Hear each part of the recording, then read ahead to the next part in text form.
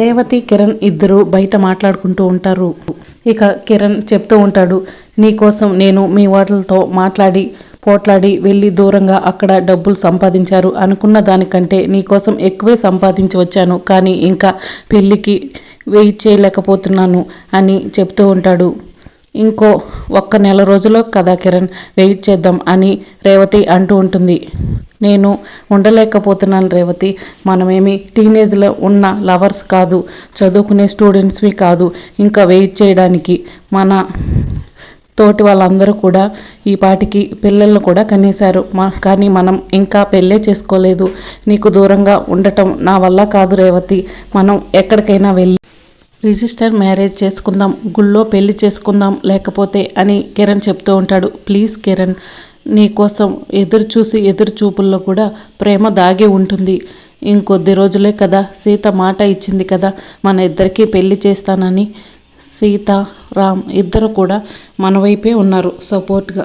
సీత ఎలాగైనా పెళ్లి చేస్తుంది. ఇంకొక నెల రోజులు ఆగండి అని రేవతి చెప్తూ ఉంటుంది. ఏమో నాకు ఆ నమ్మకం లేదు. మీ వాళ్ళు నన్ను అంగీకరించరు. నాతో పెళ్ళికి వాళ్ళకి ఇష్టం లేదు. వాళ్ళు చేస్తారన్న నమ్మకం అయితే నాకు అస్సలు లేదని కిరణ్ అంటూ ఉంటాడు. ఈరోజు సీతకి సపోర్ట్గా మాట్లాడాడు రామ్. మా వదిన్ని ఎదిరించి మరి నాకు ఆ నమ్మకం ఉంది. వాళ్ళిద్దరూ ఎలాగైనా మన పెళ్ళి చేస్తారు. మా అన్నయ్యలు నన్ను అల్లారు ముద్దుగానే పెంచుకున్నారు. అమ్మ నాన్న చిన్నప్పుడే చనిపోయినా ఇక మా వదిలిని అంటావా? ప్రేమ లేకపోయినా బాధ్యతగానే ఉంటారు అని రేవతి అంటూ ఉంటుంది. ఇక కిరణ్ అయితే ఏమో నాకైతే వాళ్ళు ఒప్పుకుంటారన్న నమ్మకం లేదు. కానీ సరే సీత మీద నమ్మకంతో నేను సరే వెయిట్ చేస్తాను. కానీ ఈ నెల రోజులే అని కిరణ్ అంటూ ఉంటాడు. సరే మనం ఎక్కడికైనా బయటికి వెళ్ళి డిన్నర్ చేద్దాం పద, ఆకలేస్తుంది అని కిరణ్ అంటూ ఉంటాడు. ఇక ఇద్దరు కలిసి అలా బయటికి వెళ్తూ ఉంటారు. ఇక్కడ మహాలక్ష్మి తెగ ఫీల్ అయిపోతూ ఉంటుంది. అసలు ఇంట్లో ఏం జరుగుతుంది? అంతా నాకు రివర్స్గా జరుగుతుంది. ఫస్ట్ టైం నా పొజిషన్ ఇంట్లో అపోజిషన్ అయిపోయింది. ఏంటో ఇలాగైపోయింది నా లైఫ్ అని తెగ బాధపడిపోతూ ఉంటుంది. ఇంతలో ప్రీతి వచ్చి పిన్ని అంటూ పిలుస్తూ ఉంటుంది. ఏంటి అని గట్టిగా మహాలక్ష్మి అరుస్తుంది. ఏమైంది పిన్ని, ఎందుకలా ఉన్నావు అని ప్రీతి అడుగుతుంది. ఇక అప్పుడు మహాలక్ష్మి, ఎలా ఉంటే నీకెందుకు, ఇంట్లో నా పొజిషన్ అంతా మారిపోయింది కదా, అసలు నా మాట అంటే ఎవరికి లెక్కలేదు, మా మీద భయము భక్తి అసలే లేవు అని మహాలక్ష్మి కోప్పడుతూ ఉంటుంది. ఎవరేమన్నారు పిన్ని అని ప్రీతి అడుగుతుంది. ఎవరేమంటే నీకేంట్లే, నేను నీ అన్నయ్యను సొంత పిల్లలా అనుకున్నాను. కానీ మీరు ఇలా చేస్తారని నేను అస్సలు అనుకోలేదు. ఏదైనా అవసరం ఉంటే పిన్ని అంటూ వచ్చి మాట్లాడతారు, లేకపోతే ఇదిగో ఇలానే నన్ను అంటూ ఉంటారు మాటలన్నీ. నేను బిజినెస్ ఉమెన్ అనుకుంటున్నావా? ఏమనుకుంటున్నావు? ఇంతకీ నాతో పనేంటి అని మహాలక్ష్మి అడుగుతుంది. రేపు మా కాలేజీలో ఫ్యాన్సీ డ్రెస్ కాంపిటీషన్ ఉంది పిన్ని అని అంటూ ఉంటుంది. అయితే నేనేం చేయాలి అని మహాలక్ష్మి అడుగుతుంది. నన్ను మోడర్న్గా రెడీ చేయాలి అని అడుగుతూ ఉంటుంది. ఏమనుకుంటున్నావు? నన్ను బిజినెస్ ఉమెన్ అనుకుంటున్నావా లేకపోతే నీ పర్సనల్ డిజైనర్ అనుకుంటున్నావా? నువ్వు ఇప్పుడు ఆ ఫ్యాన్సీ డ్రెస్ కాంపిటీషన్లో పాల్గొనకపోతే కోట్లేమీ నష్టం రావు, ఎల్లు అని మహాలక్ష్మి కోపడుతూ అంటుంది. అది కాదు పిన్ని అని ప్రీతి అంటూ ఉంటే, మీకు ఇష్టమైతే ప్రేమగా నా దగ్గరికి వస్తారు, లేకపోతే ఇదిగో నన్నే అనరాని మాటలు అన్నీ అవమానిస్తారు అని మహాలక్ష్మి చెప్పడంతో ప్రీతి చాలా బాధపడుతూ కన్నీళ్లు పెట్టుకుంటూ అక్కడి నుంచి వెళ్ళిపోతుంది. ఏంటో నా బ్రతుకు ఇలా అయిపోయింది, తారుమారైపోయింది మొత్తం అని మహాలక్ష్మి తెగ బాధపడుతూ ఉంటుంది. ఇక తెల్లారిన తర్వాత డైనింగ్ టేబుల్ దగ్గర టిఫిన్కి అన్ని రాజ్యం రెడీ చేస్తూ ఉంటుంది.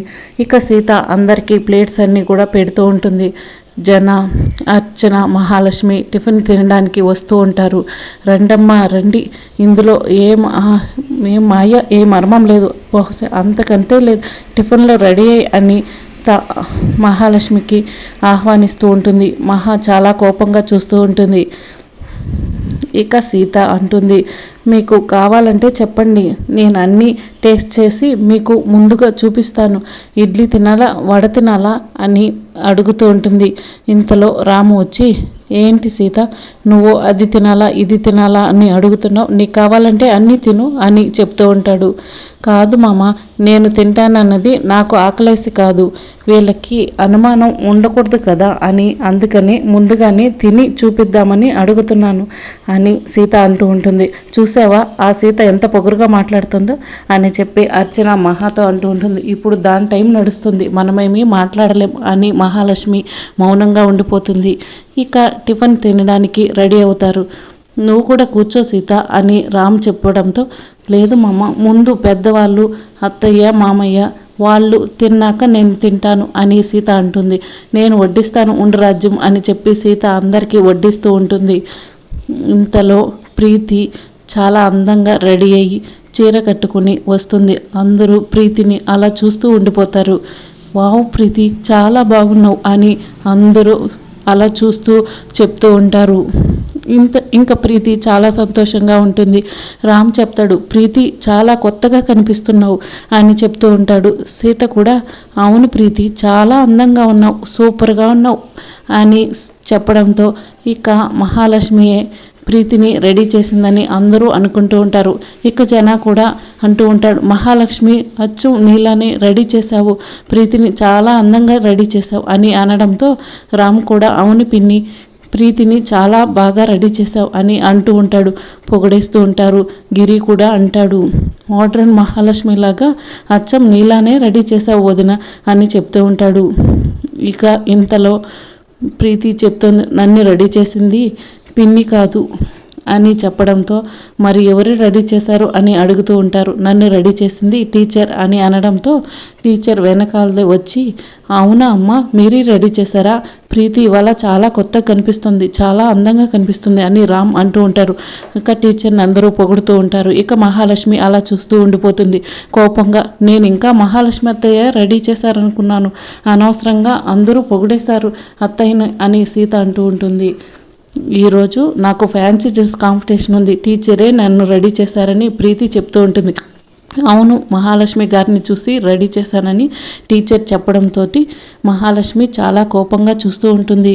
నాకు ఒక డౌట్ మహాలక్ష్మి గారు, మీరేనా ఇలా రెడీ లేక మీకు ఎవరైనా ఇలా రెడీ అవ్వమని చెప్పారా అని విద్యాదేవి అడుగుతూ ఉంటుంది. ఇక మహాలక్ష్మి సుమత గురించి చెప్పకుండా, ఇది నా సొంత తెలివి, నేనే అలా రెడీ అయ్యానని చెప్తూ ఉంటుంది. నువ్వు నిజమెందుకు ఒప్పుకుంటావులే అని చెప్పి టీచర్ మనసులో అనుకుంటూ ఉంటుంది. ఇక మహాలక్ష్మి అయితే, ఎవరు రెడీ చేస్తేనేమి, ప్రైజ్ రావటం ముఖ్యం, ప్రీతి ఆల్ ద బెస్ట్ అని చెప్తూ ఉంటుంది మహాలక్ష్మి. కానీ ప్రీతి పట్టించుకోకుండా నేను కాలేజీకి వెళ్తున్నానని కోపంగా అక్కడి నుంచి వెళ్ళిపోతూ ఉంటుంది. ప్రీతిలో కూడా మార్పు కనిపిస్తుంది అని సీత సంతోషపడుతూ ఉంటుంది.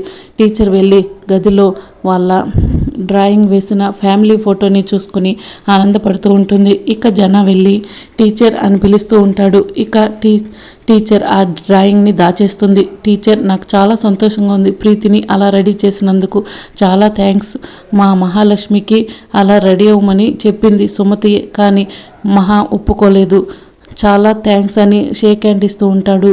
ఇదంతా బయట నుంచుని మహా అబ్జర్వ్ చేస్తూ ఉంటుంది. ఇక టీచర్ అయితే చాలా పొంగిపోతూ సంతోషపడుతూ ఉంటుంది. జనాకి షేక్ హ్యాండ్ ఇస్తుంది. ఇక తర్వాత మధు ఆలోచిస్తూ ఉంటుంది. అంతా జలజక్ వల్లే, తనని నమ్మి అనవసరంగా నేను సూర్యని దూరం చేసుకుంటున్నాను, సూర్యకి ఎలాగైనా దగ్గర అవ్వాలి అని ఆలోచిస్తూ ఉంటుంది. సూర్య రాగానే, సూర్య రెడీ అయ్యిరా, భోజనం వడ్డిస్తాను అని డైనింగ్ టేబుల్ దగ్గర భోజనం వడ్డిస్తూ ఉంటుంది. అన్నీ నీకు ఇష్టమైనట్టువే చేశాను సూర్య, తిను అని చెప్పి ప్రేమగా వడ్డిస్తూ ఉంటుంది.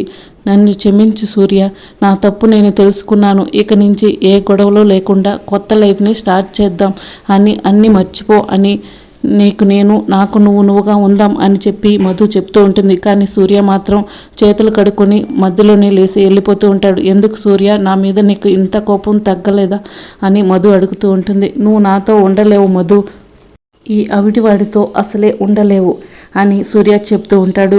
లేదు సూర్య, నేను నిజంగానే మారిపోయాను, చూడు నువ్వే నమ్మేటట్టుగా నేను చేస్తాను అని చెప్పి మధు అంటూ ఉంటుంది. ఇక సూర్య బాధపడుతూ ఉంటాడు. కానీ మధు మాత్రం సూర్యని దగ్గర చేసుకునే ప్రయత్నం చేస్తూ ఉంటుంది. ఇక్కడ ప్రీతి ప్రైజ్ పట్టుకుని ఇంటికి వస్తుంది. సీత దగ్గరికి వెళ్ళి, సీత రాగానే సీత అంటూ కౌగిలించుకుని నాకు ఫస్ట్ ప్రైజ్ వచ్చింది అని ప్రీతి చాలా సంతోషంగా చెప్తూ ఉంటుంది. మహా ఆశ్చర్యపోతుంది. మహాకి ఒక్క మాట కూడా ప్రీతి చెప్పకపోవడంతో షాక్ అవుతుంది. ఈ క్రెడిట్ అంతా టీచర్కే ఇవ్వాలి అని సీత చెప్తూ ఉంటుంది. అవును, ఫస్ట్ వెళ్ళి టీచర్కి చెప్తానని టీచర్ దగ్గరికి ప్రీతి వెళ్ళి టీచర్ని పట్టుకుని తిప్పేస్తూ ఉంటుంది సంతోషంతో. థ్యాంక్ యూ టీచర్, మీ వల్లే నాకు ఇవాళ ఫస్ట్ ప్రైజ్ వచ్చింది, అందరూ నన్ను పొగిడేశారు అని చెప్పి థ్యాంక్స్ చెప్తూ ఉంటుంది. టీచర్ని హగ్ చేసుకుంటుంది. మహా అయితే ఇదంతా చూసి షాక్ అయిపోతుంది. సుమతికి టీచర్కి ఏదో సంబంధం ఉందని అనుకుంటూ ఉంటుంది.